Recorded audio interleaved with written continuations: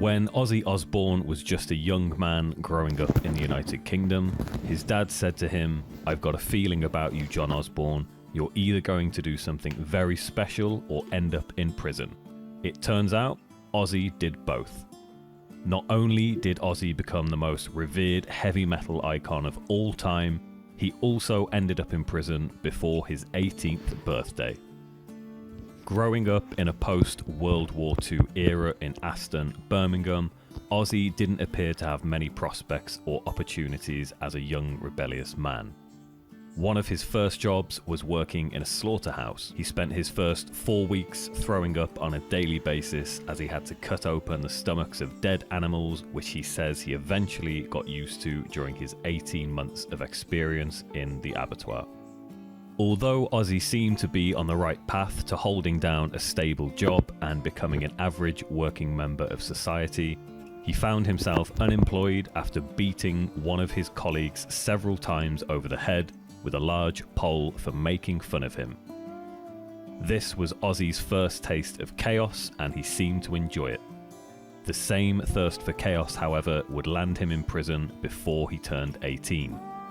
So come 1964, Ozzy had found a job that he actually enjoyed, which was working in a slaughterhouse. However, he got fired from that job about 18 months into it for having an altercation with one of his colleagues. He didn't really want to go back to that job, or any job, I don't think. And I think this next part of Ozzy's life really determines the path that he was set to go down.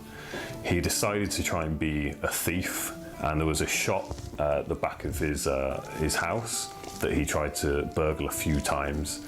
On the final attempt, I believe a television fell on top of him, so he wasn't a great burglar, and he left fingerprints all over the place as well. About a week later, the police turned up, and it turned out Ozzy had used a pair of gloves without any thumbs on them. So he just left fingerprints everywhere, and he went to prison. Ozzy grew up in a part of Birmingham called Aston, which didn't exactly give him a ton of opportunity. He spent most of his nights either trying to find money to buy a pint down his local boozer, or being thrown through shop windows after getting into fights. According to Ozzy, one fight left him so badly injured that he had a chunk of one of his tattoos ripped out, and he spent most of the night in hospital. Luckily, Ozzy learned how to tattoo himself in prison so he could easily ink himself again if he found the urge to do so, which he did often. The first tattoo Ozzy gave himself was a pair of smiley faces on his knees. He said he did this so he could cheer himself up whenever he was on the toilet. With very little job prospects to look forward to, Ozzy had to keep his spirits up somehow. He would soon start to look towards music for that opportunity and hope. Guys, we did it!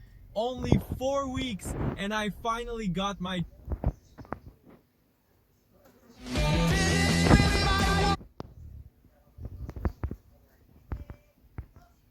So people would take Ozzy seriously.